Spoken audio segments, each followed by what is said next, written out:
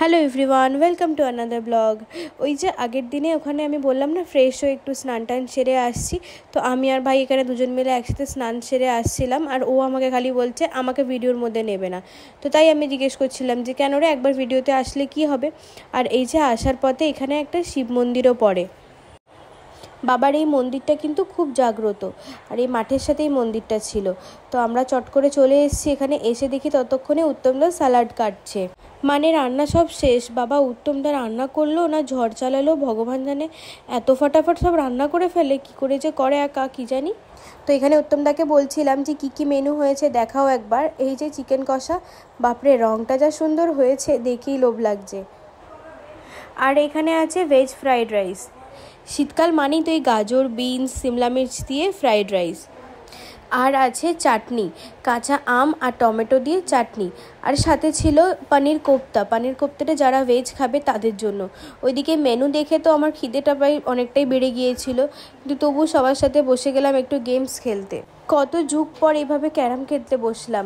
আর এই পাশে তখন লুডো খেলা চলছিল। লুডো তো প্রায় খেলা হয়, তাই লুডোটা আর আলাদা করে খেলতে বসিনি, ক্যারামই খেলছিলাম।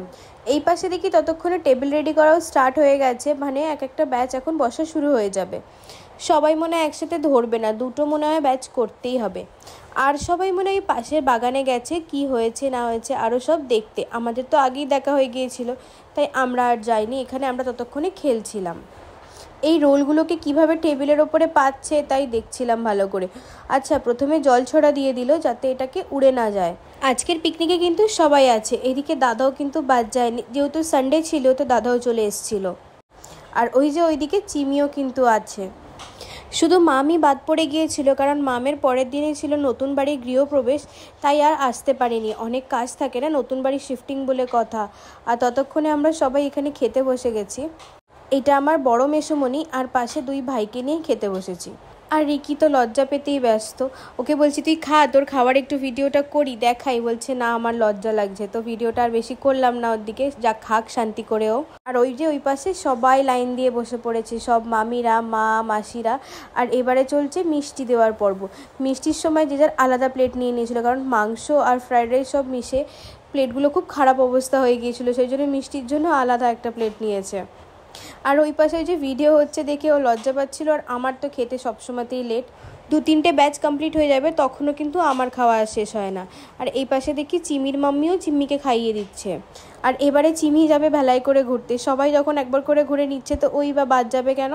তবে ওকে আর এমনি নিয়ে যাচ্ছে না, কারণ যেহেতু পুকুরের ব্যাপার, যদি বাই চান্স একটু পড়ে টরে যায় বা ঝাঁপ দেয়, সেই জন্য ওকে এরকমভাবে খাঁচার ভেতরে করেই নিয়ে যাচ্ছে। আর কি সুন্দর দেখতে লাগছে দেখুন।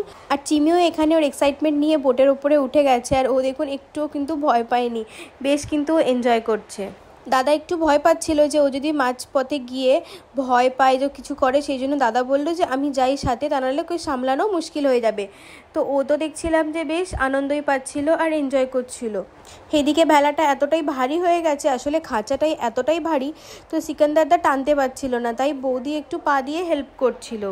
কি সুন্দর শান্ত ছেলের মতো বসে আছে দেখুন, একটু নড়েও নি, কিচ্ছু করেনি। কোনো পর্যন্ত সিকান্দারদা কিছুতেই টানতে পারছিল না। এইদিকে তখন দেখি দীনেশ মামা এসে আরও ভালো করে একবার করে ঠেলে দিচ্ছে যে যদি হয়। আসলে অনেকটা কাছে তো, তাই বোধহয় পাকে একটু চেপে গিয়েছিল, তাই টানতে পারছিল না। হ্যাঁ, এবারে বেশ হয়েছে। এইদিকে দীনেশ মামার প্যান্টটাও ভিজে গেছে আর পাকের মধ্যে পাও ডুবে গেছে। দেখুন খালি একবার, সবাই এদিকে ভয় পাচ্ছিল আর ওর কিন্তু একটুও ভয় লাগেনি। কি সুন্দর বসে বসে আসছে চুপ করে, আর চারিদিকে সিনারিগুলো এনজয় করছে। চিমিকে তো খুব একটা বাইরে বের করানো হয় না, তাই হয়তো বাইরের এত কিছু দেখতেও পায়নি, আর দেখছে বলে ওর বেশ ভালোই লাগছে। যাক, সাবধানে ঘোরা হয়ে গেছে, কিন্তু এইদিকে তখনও ওর নাবার ইচ্ছা নেই। ওর মনে হয় ইচ্ছা হচ্ছে আরও একবার যাবে ঘুরতে। অবস্থা দেখুন, বেশ হাওয়া খাচ্ছিল আর মজা নিচ্ছিল, তাই বোধহয় ওর আসতে আর ইচ্ছা করছে না। আর দাদা এখানে কিভাবে ওকে চাগিয়ে তুলে আনলো। এবারে ভাবছি যে আমি একবার যাই। তো আমার তো এত ভয় লাগছিল, আর মাঝখানটা গিয়ে তো এত দোল খাচ্ছিল, আমার বেশ ভয় লাগছিল ওখানটা। তার মধ্যে আমি একবার চালানোর জন্য নিয়েছিলাম, আর এইদিকে দেখুন গোল গোল করে খালি আমি ঘুরেই যাচ্ছি, আগে আর কিছুতে যেতে পারছিলাম না। যাক, বেশ ভালোই লাগলো। প্রথমটা একটু ভয় পাচ্ছিলাম, কারণ ওই যে দীনেশ মামা এত ইচ্ছা করে এটাকে দোলাচ্ছিল, তো আমি ভাবলাম এই বুঝি হয়তো উল্টে গেলাম। আমি তো আবার সাঁতারও জানি না, আর তখন বেশ শীতটা অনেকটাই ছিল, ওই ঠান্ডার মধ্যে জলে পড়ে গেলে হয়েই যেত। আর এই পুকুরটাও অনেকটাই ডিপ। তবে সব কিছুর মাঝে মামকে অনেকটাই মিস করছি, কারণ মাম থাকলে বেশ মাতিয়ে রাখতো। তো সব প্যাকিং করাও হয়ে গেছে, আর হাতে ওই যে বালিশ নিয়ে এবার রওনা দিচ্ছি ঘরের দিকে। আর উত্তমদা সব গুছিয়ে গাছিয়েও নিচ্ছে। ওখানে তো বসে বসে এটারও প্ল্যানিং হয়ে যাচ্ছিল যে রাতেও নাকি আর একটা কিছু করা হবে, পিকনিক। আর এখানে উত্তমদার হাসিটা দেখছেন। আমরা ছোটরা তাতে রাজি হতেও বড়রা কিন্তু হয়নি। বড়রা বলছে আমরা অলরেডি অনেক টায়ার্ড হয়ে গেছি, তাই রাতে এবারে আর কিছু করতে হবে না, পরে অন্য সময় দেখা যাবে।